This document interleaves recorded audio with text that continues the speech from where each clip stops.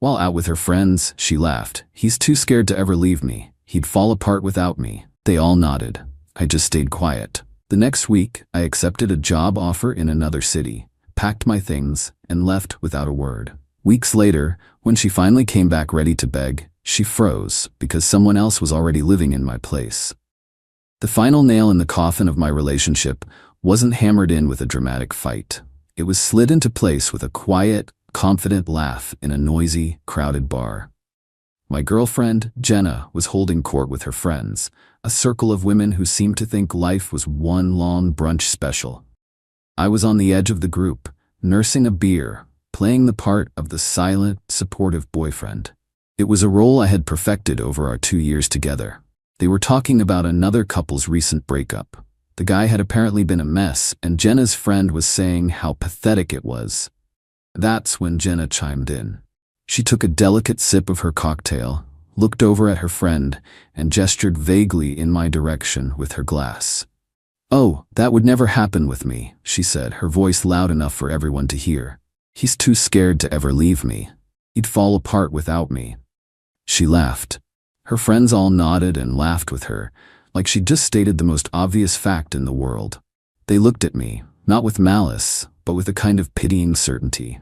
I was the safe bet, the quiet, introverted guy who worked from home and didn't have much of a social life outside of her.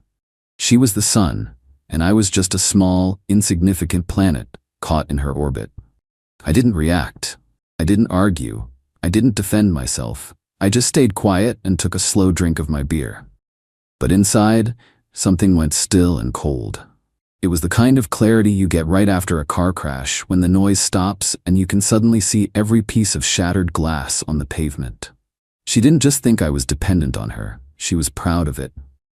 My perceived weakness was her source of power, her ultimate security.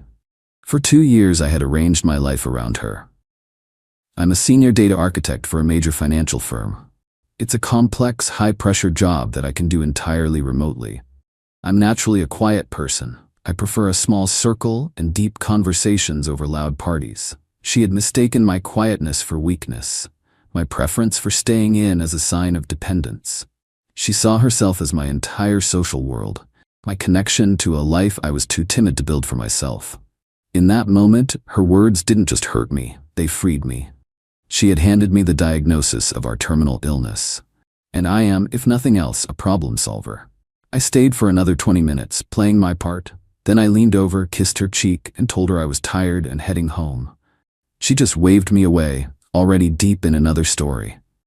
"Okay, babe, don't wait up," she said, not even looking at me. I walked out of that bar, not as her dependent boyfriend, but as a free agent planning a hostile takeover of my own life. She thought I'd fall apart without her. She was about to find out I was the one who had been holding her up the entire time, and I was about to walk away and let her collapse under her own weight. She thought I was too scared to leave. She had no idea I was already gone. Update 1. It's been a week. 1 week since I walked out of that bar and into my new life. To Jenna, it's probably felt like a week of me giving her the silent treatment, a childish tantrum she was patiently waiting out. In reality, it was the most productive and decisive week of my entire life. Thanks for the comments on my last post. You guys who said to go completely dark were right on the money. No drama, no confrontation, just quiet, systematic erasure. The first thing I did when I got home from that bar was open my work laptop. For the past year, I had been turning down offers from headhunters. Recruiters were constantly reaching out with opportunities in other cities, major tech hubs like Austin, Seattle, Raleigh. I always politely declined because I was building a life here, with her. One recruiter in particular, a guy from a top firm in Austin, had been persistent. He had an offer for me to lead a new data infrastructure team at a rapidly expanding fintech company. It was a massive step up in both responsibility and pay. I found his email from 2 months ago. It was 11 p.m. on a Saturday night. I wrote back, "Hi David, hope you're well. Is that director position in Austin still on the table? If so, I'm interested in discussing it further. Best, Alex." I got a reply in less than 10 minutes. "Alex, great to hear from you. It is. Can you talk Monday?" While Jenna was sleeping off her cocktails, I was preparing for the biggest career move of my life. The interviews happened over the next 2 days via video conference. They were intense, technical, and exactly the kind of challenge I loved. By Wednesday afternoon, I had a formal offer in my inbox. The salary was 40% higher than my current pay, with a substantial signing bonus and equity. I signed the contract and sent it back within the hour. My start date was the following Monday.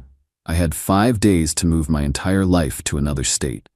This is where my skills in logistics came in handy. I work with complex systems all day. My own life was just another system to reconfigure.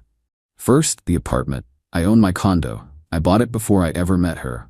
She paid me a small amount for rent each month, a fraction of what it would actually cost, which she usually spent on clothes and brunches anyway.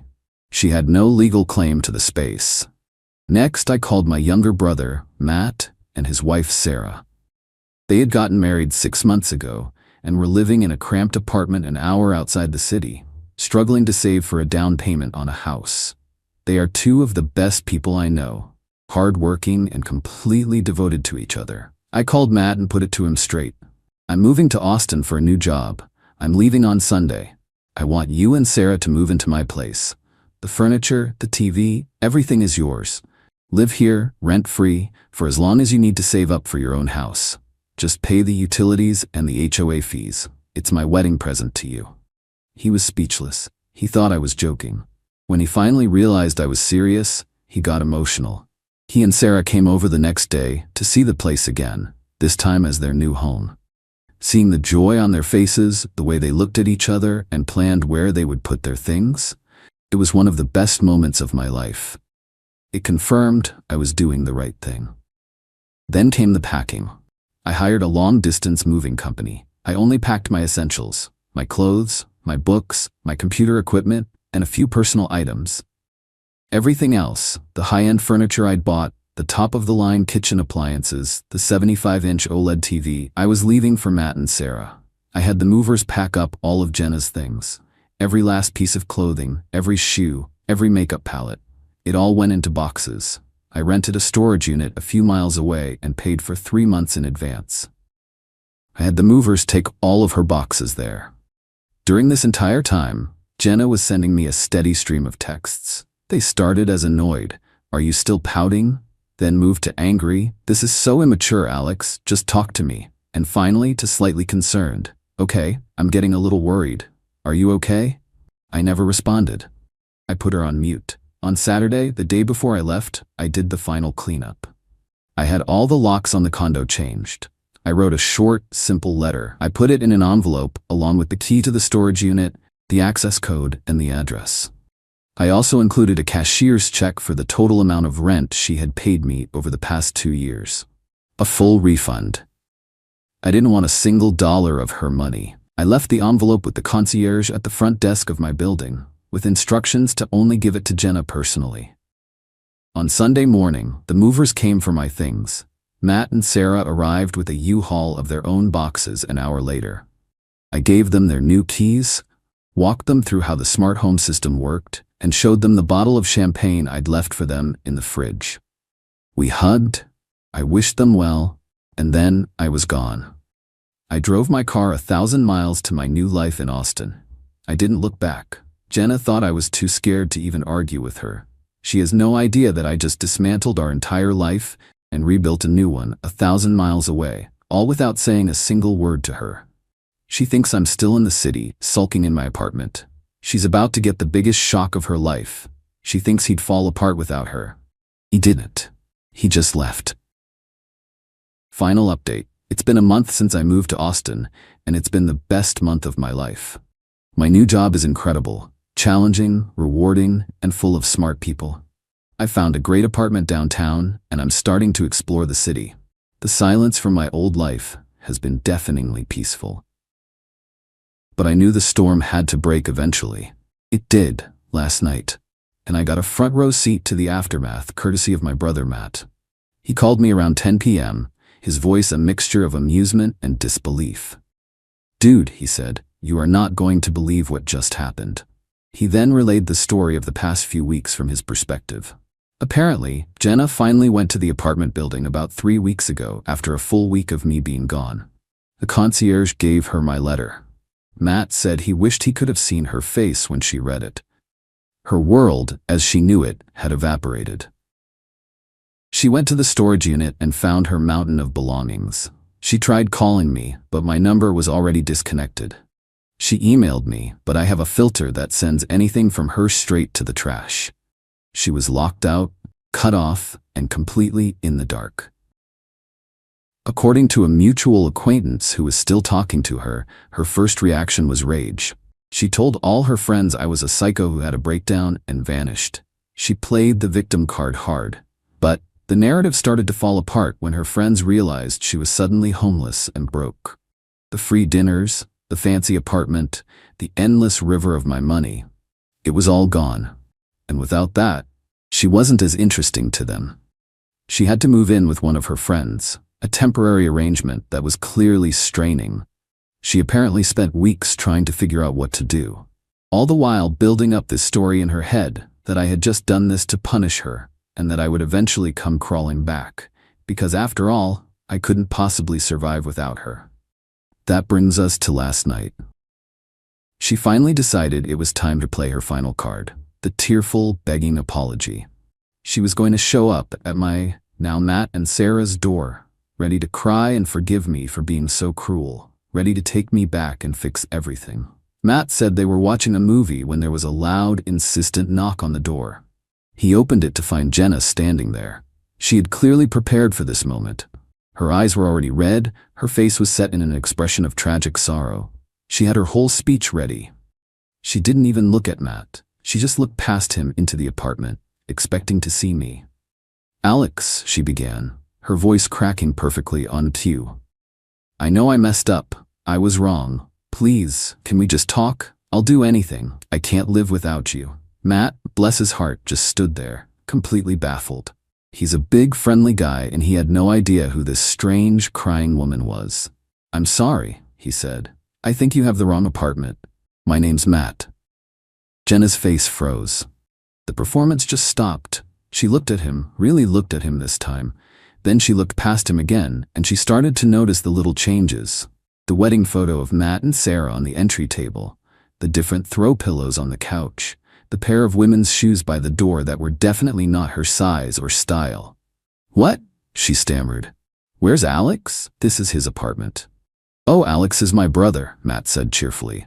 "He moved to Austin a month ago for a new job. He's letting my wife and me live here while we save for a house. It was incredibly generous of him." At that moment, Matt's wife, Sarah, came to the door to see who it was. She's a sweet, down-to-earth girl, the complete opposite of Jenna. She smiled kindly at the confused woman on their doorstep. Matt said the look on Jenna's face was something he would never forget. It was the look of a person whose entire reality had just been fed into a wood chipper. The story she had told herself for weeks, that I was close by, pining for her, waiting for her to come and save me, was a lie. I wasn't in a corner, falling apart. I was 1,000 miles away, thriving. I hadn't just left her. I had replaced her life in my apartment with a better one, a happier one, for people I actually cared about.